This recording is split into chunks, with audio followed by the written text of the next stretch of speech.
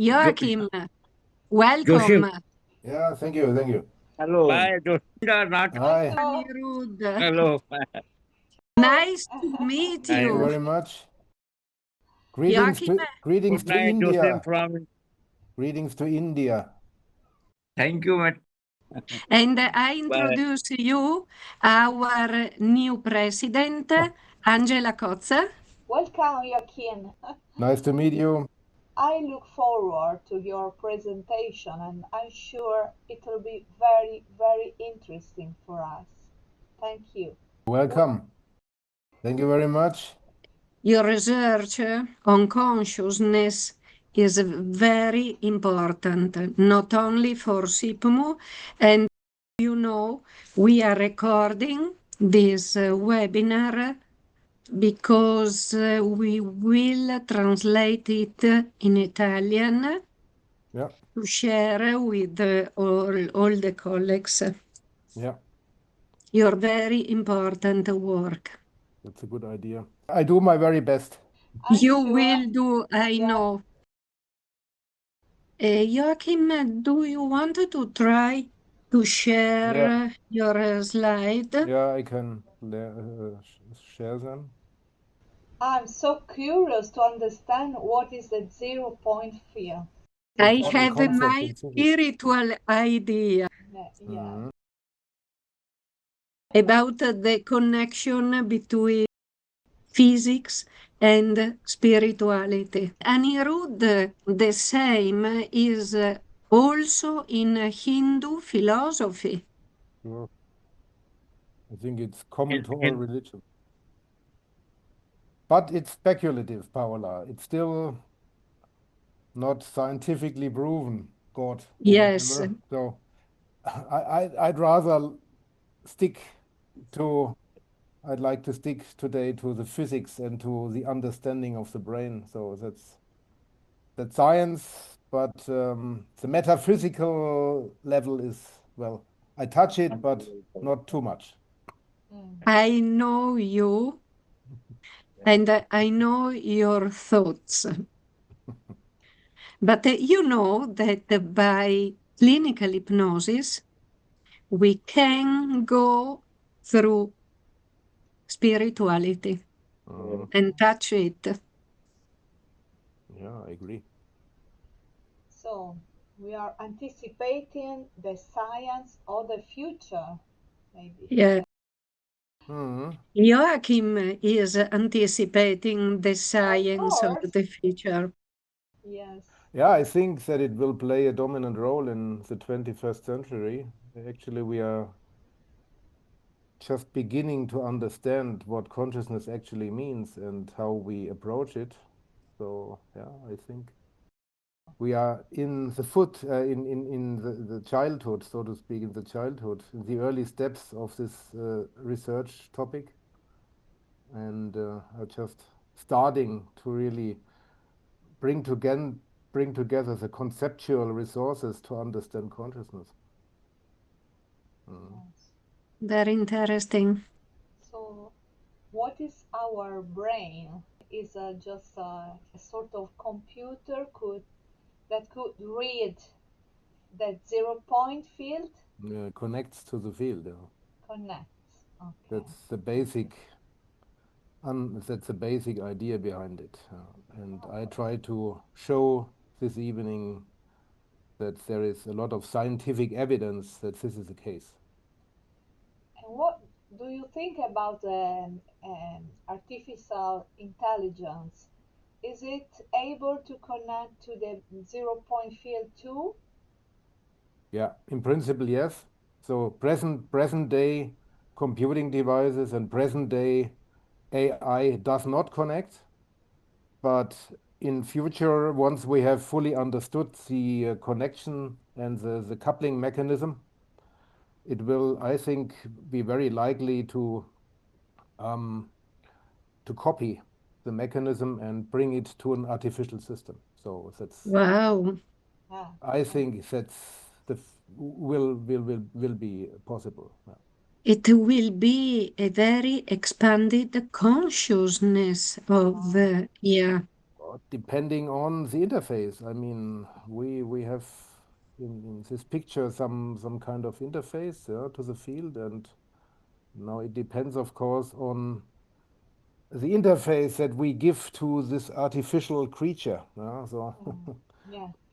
And this, the organization and the architecture of this interface will determine the spectrum, so to speak, of conscious experiences. Can be very interesting. narrow. Very interesting. Yeah. But that's future, I mean, just an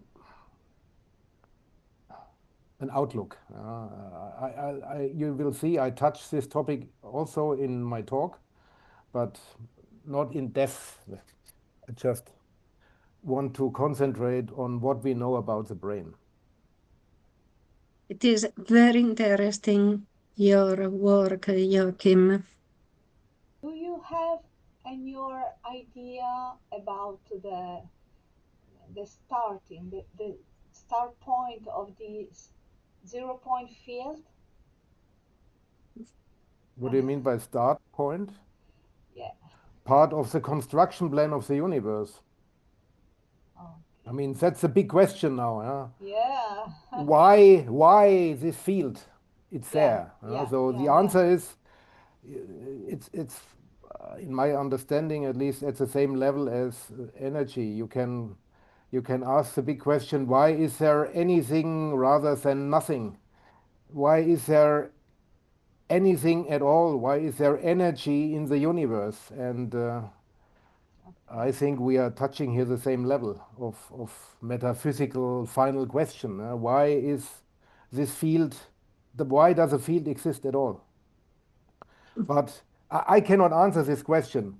The answer I can give you, once there is a field, and once we know how to describe the field, we can do serious physics and serious science with it, and we can understand what is going on in the brain. So that's the scientific aspect. Without touching the big question, why is it that this field exists at all? Yeah. We cannot answer this question. No. I at least cannot answer it. Thank you. Of course.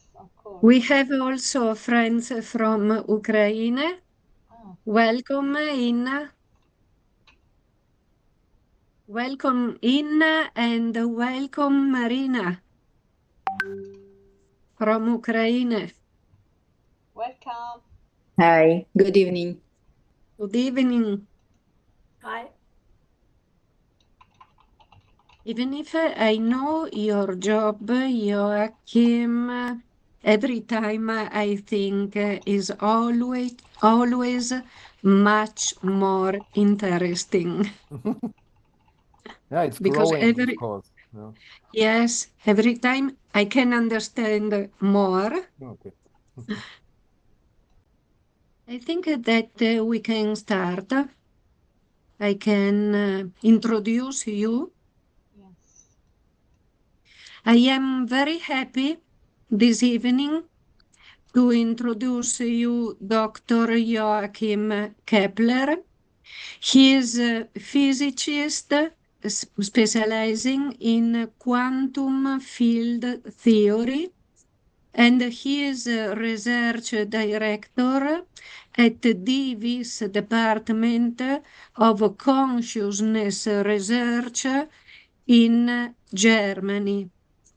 And his field of studies is that the conscious states and consciousness arise from the coupling of the brain to the 0-point field.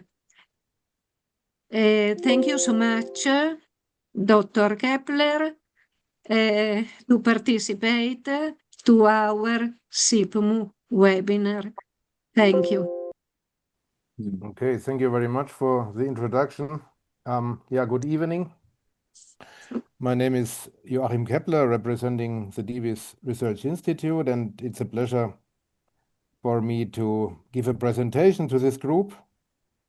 So welcome to my talk about consciousness and the zero-point field, or more specifically about how conscious states arise from the coupling of the brain to the zero-point field. So the agenda of the talk is as follows. I will start with a brief introduction to consciousness. Then I will give an overview of physics, more specifically about the foundations of physics, including the zero-point field. After that, we will take a look at the neurophysiological characteristics of consciousness.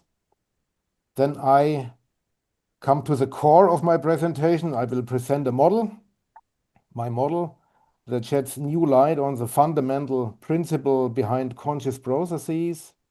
And finally, I will discuss the implications of this model for a deeper understanding of consciousness.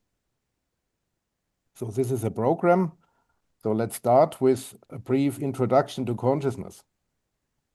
And for this purpose, I would first of all like to set the scene and clarify what I understand by consciousness. And actually, I thought about it to how to convey it to you. It's actually not so easy to give an absolute, uncontroversial definition of consciousness. That's even not possible in the community of consciousness researchers. That's why I would like to start with a picture. And well, this is me. And just like all of you in the audience, I'm a sentient being who is endowed with an inner experiential world. And this means that we experience conscious states. And the defining characteristics of conscious states are phenomenal qualities, so-called qualia, meaning that a state of consciousness is always distinguished by the presence of qualia, which could, for example, be a taste of a strawberry, or the experience of a colorful sunset, or just a moment of happiness that experienced while this picture was taken. So to be in a conscious state means to have phenomenal inner qualities. Okay, so much for humans. But for some years now, consciousness is also a hot topic in the field of artificial intelligence, as there are now robots with advanced perceptual capabilities and human-like behavior. And now the really big question is the following, namely, if a robot, like for example here, Sophia, a robot developed in the Hanson Robotics Labs in the US, if such a robot